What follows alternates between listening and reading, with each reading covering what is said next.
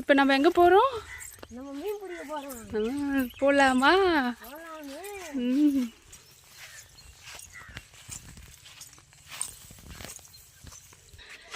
மீன் பிடிக்க ஏரியாவுக்கு வந்தாச்சு. இப்போ எவ்வளோ மீன் கிடைக்குதுன்னு சொல்லிட்டு பார்க்கலாமா? வாங்க. அதை இவக்கிறாளா கூட வையா. நாங்கள் தான் எடு எடு எடு.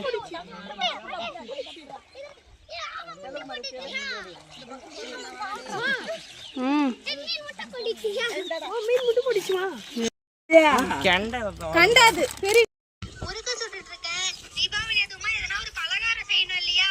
நானே உங்களை கூப்பிட்டு கொடுக்கலான்னு தான் நினைச்சேன். நீங்களே வந்து